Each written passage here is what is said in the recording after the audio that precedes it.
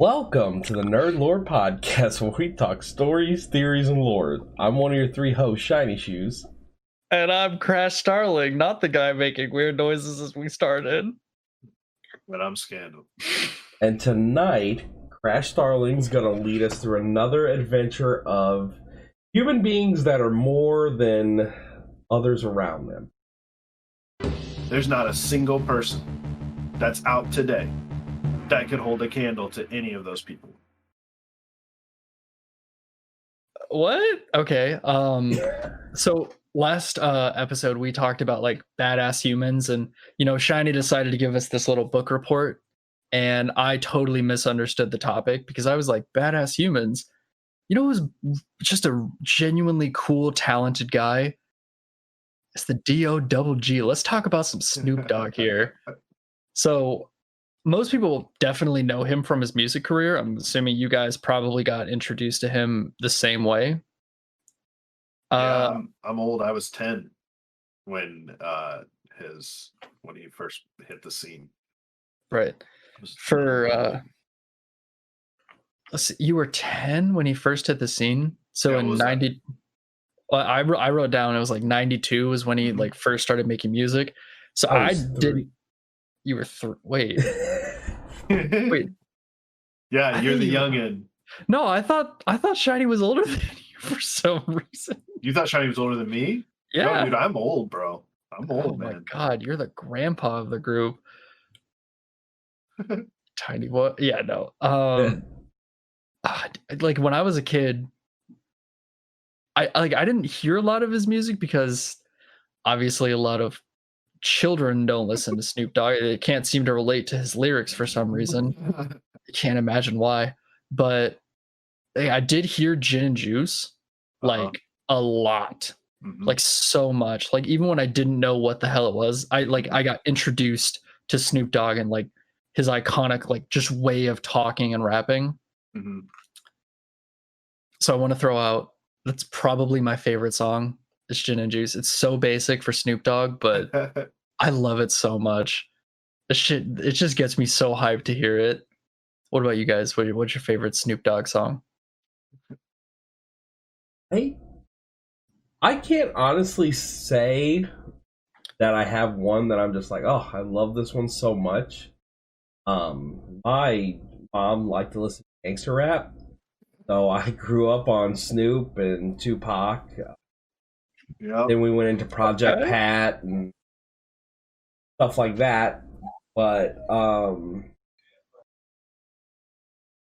to say what I would just say is my favorite. Like it'd be a lot easier to be like, what's your favorite Tupac?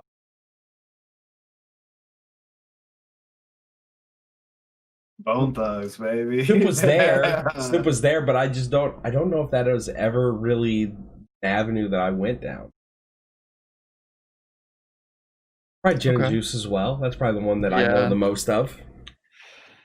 It's just such a good song. What about you, Skandle? Okay, so most of you don't know. I know you two know. I have a very strong feeling and emotion towards music. Artwork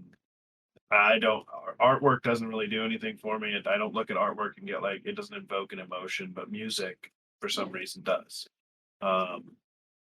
I'm one of those weird people who sometimes when you hear a song, you're like, you can get chills. Like, I don't know if you guys have ever experienced that before, but yeah. So that to me is like really good stuff. And that era of storytelling for me, with all those artists back then,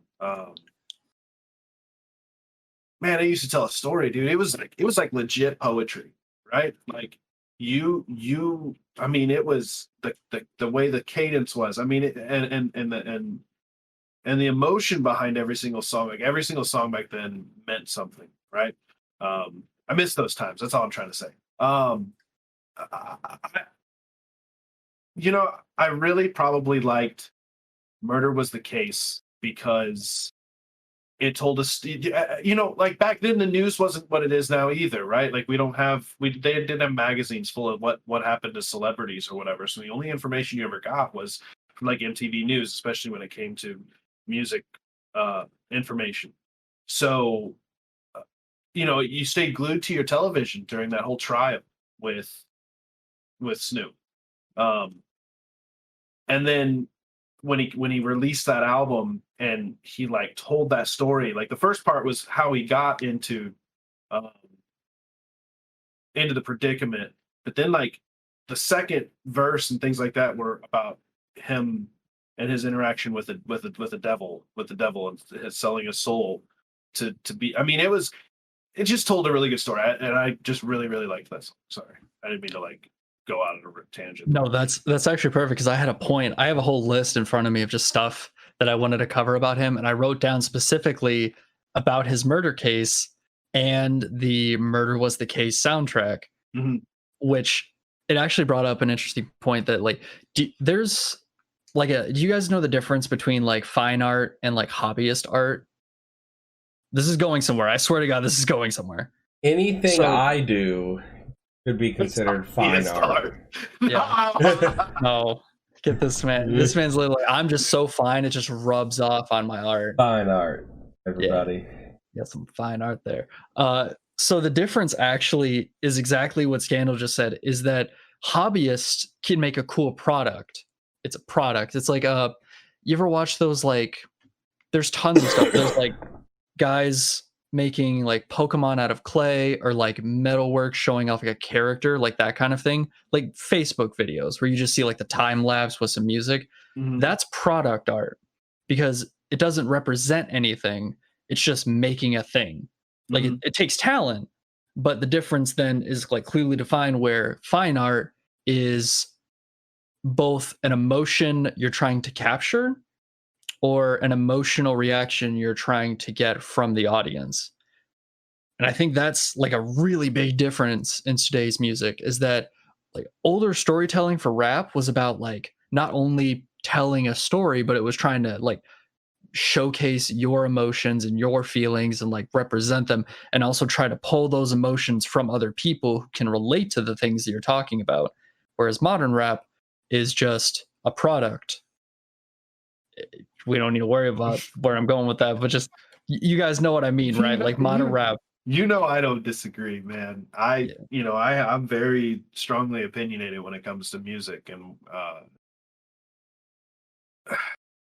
I I I don't want to call it a lack of talent, right? Because at some level you have to have some sort of talent, whether it's the way that you market yourself or you're lucky or you have an in or whatever. There's some sort of talent there to produce what is considered hip hop nowadays. Um, Got a nuclear take coming in from the boomer. no, Nuclear take. I just don't think I don't think any of them lyrically or skill wise could ever hold a candle to anybody from that era of hip hop and gangster rap. It's funny because three white dudes are talking about gangster rap, but the storytelling that was there, you can't touch people like that, man. You can't touch people like Snoop. You can't touch people like Dre. You definitely can't touch people like Nas. Nas is one of, if you didn't like listen to gangster rap or even like storytelling hip hop and all this stuff that happened in that era, if you didn't listen to the East Coast, you probably never even heard of Nas. But lyrically, that man is a genius. I mean, the way he flowed about his life growing up, he was great. Nobody from this era, I don't care. You can argue with me in the comments all you want to. There's not a single person that's out today that could hold a candle to any of those people at all. We're getting definitive today. We're drawing lines in the sand. I mean, I feel Skandle. I told you I'm very emotional about music. I'm sorry. It's a very strong. I'm passionate about music, man. I'm sorry. There are some hip hop and R&B artists that are really good. They just don't get the acknowledgement that a lot of the mainstream does. There are some really good artists out right now. Some that have put out albums recently. Got to think back, maybe even within the last 5 or 6 years. You got Gambino, Lupe, I mean, they all have their own style, right? Yeah. Like I'm not trying to sit here and tell you that everything that's out at this time is garbage. That's not what I'm trying to say at all. I'm not trying to say that there are not any talented people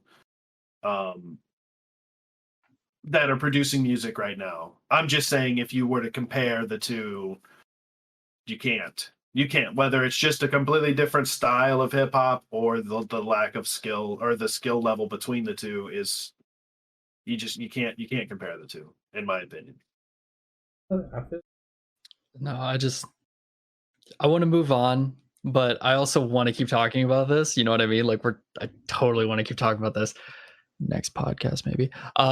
But like when it comes to this, like when it comes to music, that's like not all that defines Snoop Dogg. You know what I mean? Like Snoop Dogg's iconic. Like he coined. This was way before my time. I'm like the faux shizzle thing, but even that was just like you were gonna say it. You was hoping I was gonna say for shizzle, dude.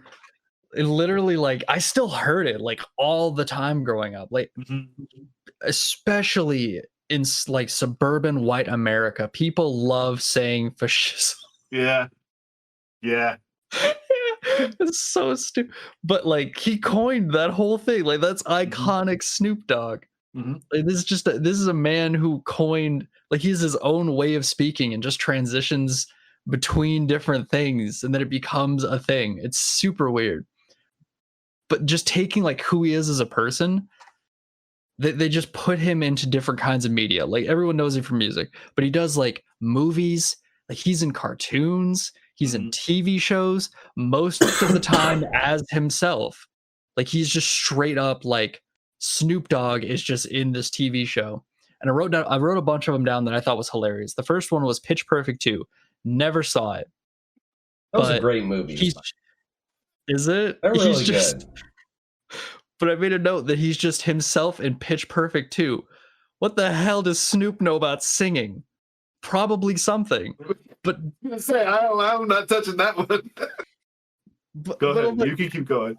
But I'm like, this is a movie about like show. Isn't it about show tunes? I have no clue. It's about singing. I know it's a musical. Yeah, it's about singing. It's like show choir competition. Yeah, what the who literally was like, all right, we made Pitch Perfect 1. All right. They're sitting at a board meeting like, all right, we made Pitch Perfect 1. You know what the next movie needs? Snoop Dogg. No, I don't. You do that for marketing value, right? Yeah. It's a genius act for Snoop and his manager to do these pop-ins and to do these specials and to do these features on artists' music, and he makes a fortune doing this stuff, man. But it's, I was about to say, it's so weird though, because like you get actors and actresses that are like pigeonholed into being the same role, right? That's Snoop, but he's like Jack Black, where you could just put him in anything and be like, just be Jack Black, just be Snoop Dogg, and it'll be great. Like they'll be like, yeah, that's just a classic Snoop Dogg. He's just over there saying things, doing things. Like, you know, just to kind of talk a little bit about how he's just Snoop. I just feel like the way he is in front of the camera is no different than the way he is in real life. I feel like that dude is one of those dudes where you know how he's acting in the moment is how it would be every second of every day. So I love that about him. He's not. I love that. Well, that's some top tier charisma. Sorry. Like, no, you're fine. You know, and I'd like to point this out as well. Pitch Perfect is great. I know you haven't seen it, but you really should. It's pretty funny. It's got Anna Kendrick in it. I mean, that is worth watching on its own. Okay. I'm still not going to watch it. You're missing out. It's great. Like, I love singing and I don't mind show tunes, but I just don't want to watch Pitch Perfect. They're in Pitch Perfect. There is a girl. At one point, the entire crew is convinced she's possessed by the devil. Yeah, you're welcome. Maybe you can watch it and figure out what's going on. Gotta redub the beginning of the video. This may contain spoilers for Pitch Perfect 2. Please proceed with caution if you've never seen that movie. I also wrote down a couple of other ones. Do you guys remember when Big Bang Theory was huge? Like it was like the #1 TV show, and I didn't watch much of it, but yeah, I remember it being like primetime television. Yeah, like it was a top tier. He was in that. I think I didn't write down his character name, but I think I remember it was Puss. Just Puss. That's all. Yeah, but you got like that. You got like the nerdy whatever comedy that's supposed to be like really smart, but usually isn't that smart. And then Pitch Perfect 2, which is apparently about demon possession and singing. It's really didn't know good. that. But then I also wrote down he was in Big Time Rush. I don't know if you guys have ever seen Big Time Rush. Isn't that like a boy band? Yeah, it was a TV show about a boy band. They had a TV show. Yeah, that's like where they got popular. It wasn't from the boy band. TV show. Well, have you seen Big Time Rush, the TV show, and you're making fun of me for watching Pitch Perfect? I was a child when that was being released. Okay, I get a pass for that one. All right. I get a pass for that one. I never watched when he was in that, but I thought that was hilarious because I was like, that is a children's show, and they're bringing on Snoop Dogg, known for his family-friendly content. I remember when Stuart Little 2, yes, it was the second one. Stuart Little 2 was coming out, and he was supposed to do a voice. I think he was the cat, if I remember correctly. I could be way wrong here, but I think he was the cat. And they told him he had to stop smoking in order to do that role because that was his image. I mean, he's been in High Times magazine multiple times by this time, and I remember there being news about them telling him he couldn't be in it unless he stopped smoking. And I think if I remember correctly, I could be way wrong here, and I apologize if I'm wrong, but I think he did stop so he could do the movie, but then went back to smoking. Yeah, it didn't last very long. He's also, I mean, he's got a show on Netflix.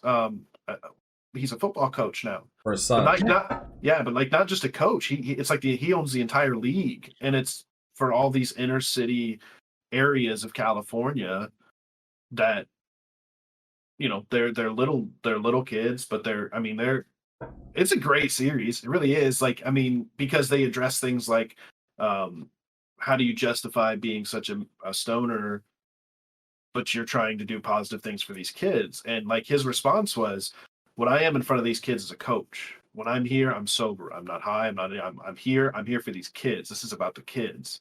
He goes, what I do in my personal life outside of this has nothing to do with things. He's like this, and he was kind of upset because he was trying to do something positive, and people were only focusing on the negative, and I would have been really upset about that as well. But yeah, no, anyway. I'm straight up with you on that one. Like, you could tell he's definitely just like he's just that person, like on camera, off camera, he's just that guy.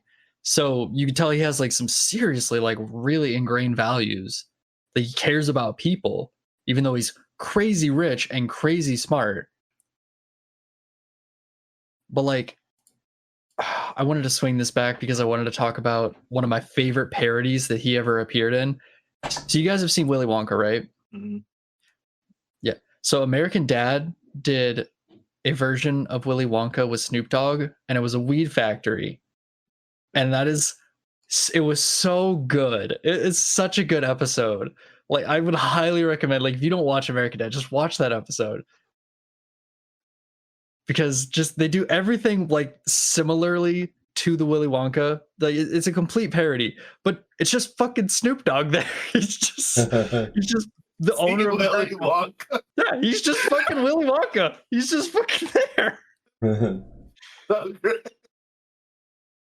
You know, my favorite media that Snoop is in, Def Jam Vendetta, Fight for New York. Yeah, Why have we not got a sequel to that game yet? They were talking about it coming out, but it's always been just rumors. Yeah, man. It's always just been rumors. They're never gonna come out with it, dude. Because I remember like Wu-Tang was in that one. everybody.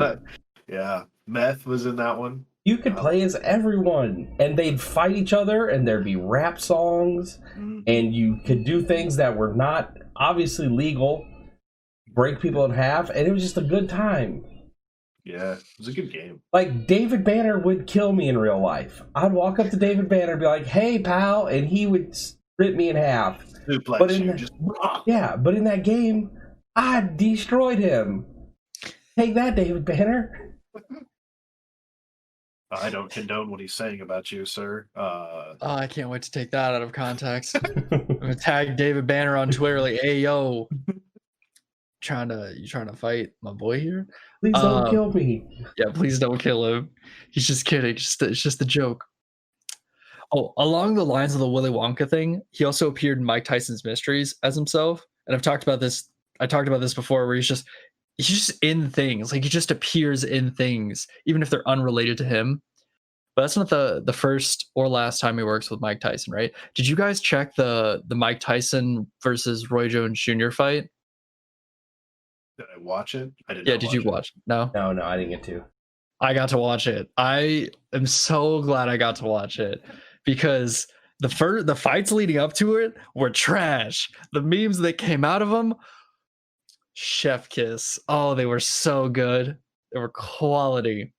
They were quality memes. But like he was a judge in the Mike Tyson versus Roy Jones Jr. fight.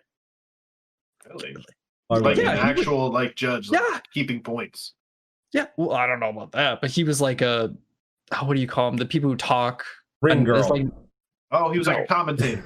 Yeah, he was a commentator. I don't know. Okay, I thought you meant like he was like a judge. Like when you watch boxing or UFC or anything like that, they have judges. There's usually 3 of them, and you have to win. If you don't knock the person out, you got to win by points. Yeah, you got to win by. Yeah. Well, he was there. Like, apparently he's a huge sports fan. Like, he just loves sports. Obviously, he coaches football, and now I find out that he's a boxing fan. I mean, this dude's just out here. Yeah, but, I mean, why would you not, right? Why would you not just try everything, right? Right. Like, I'm fucking Snoop, right? Like, I'm gonna go try everything. Yeah. And most of the shit he can pay for, but they just give it to him for free because he's fucking Snoop, right? Like, he's just like, that's right. Like, I don't know, man. He just seems like a chill. There's actually a perfect, dude, man. A perfect comparison to what you're talking about. Like, I did research for this, not a ton, but I did research for this. There is a compilation of him being interviewed by this YouTube channel called All I Need Money, and literally, he kept showing Snoop cool things. He's like, "Hey, check this out. You really like this?" Just based on what Snoop likes. He's like, "Yeah, I like this. How much you want for it?" And then he just keeps upping the price. And he's like, "You know what? I'm gonna just take it." And he does it through that compilation 3 or 4 times. And then eventually the guy just shows up with things Snoop likes. He's like, "Yeah, I brought it for you." He's like, "Yeah, because you knew you weren't getting it back." Listen, I get it. If you have enough money, like I told you guys, I'd be doing well. I would rent out an entire row for the Super Bowl, and I would put wacky waving inflatable arm flailing 2-mans in every single seat next to me. Why? Because I have the money to do that. Do you have any idea how pissed off I'd be if I was in the second row trying to watch the Super Bowl? Well, you would be able to see it in between this. Bro, every single one of those motherfuckers, dude. You know. Oh yeah, I'd be swinging. I would throw hands. With the wacky inflatable 2-man.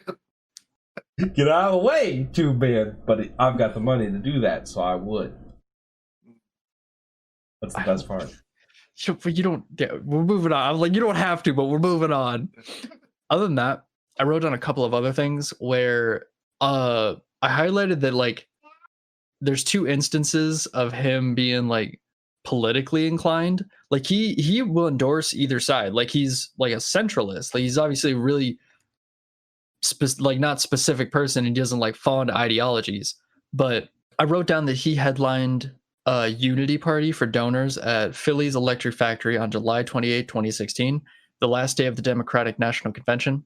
And that he was also noted for endorsing Ron Paul in the 2012 election, but then later said that he would vote for Obama. And there's a hilarious Instagram post about it, which I'm not going to read because it contains content that I should not read, but I'm going to try and link it into the YouTube video.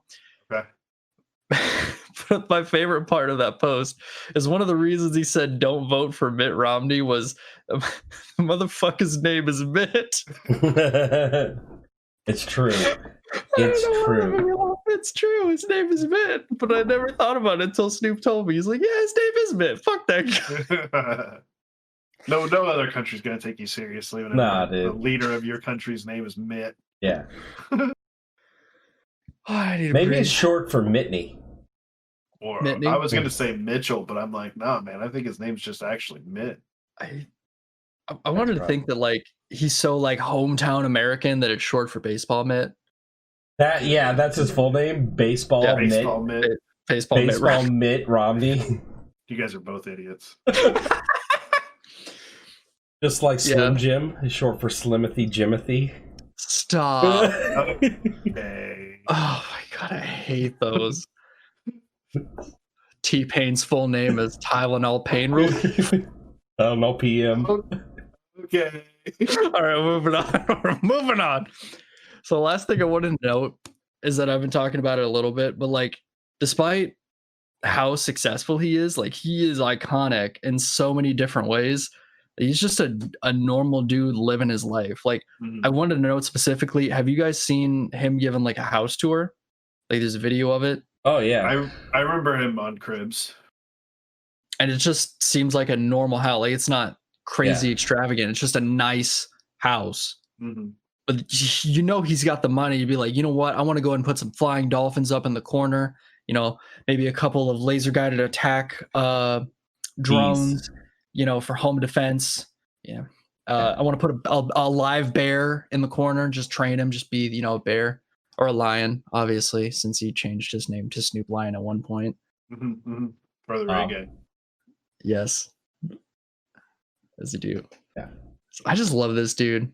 Like, he's the only one in the world who could like change. I'm gonna change my name to Snoop Lion, and people are just like, yeah, I mean, I'll allow it. All right, whatever. I remember people made fun of him for that, but like most people are like, but he's Snoop Lion, so that's pretty on brand for him. He just does shit. Yeah. I feel like sometimes he's just in the shower and he's like, you know what? Because you know we all have dumb shower thoughts. Yeah. This guy, he's like, yeah, I'm gonna make that happen today. Yeah. So that was my little book report on Snoop Dogg. Can't wait to tag him on Twitter and have him not respond. He's gonna love it. He's gonna log in and he's gonna be like, look, I can't watch 3 white dudes talk about me. You can believe in us. Our voices. Yep. Well, okay.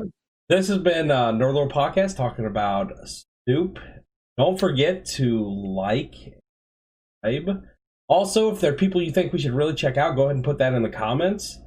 Until next time, this has been Shiny Shoes. This has been Crash Starling. It's your boy Skandle, baby. Guys, soon.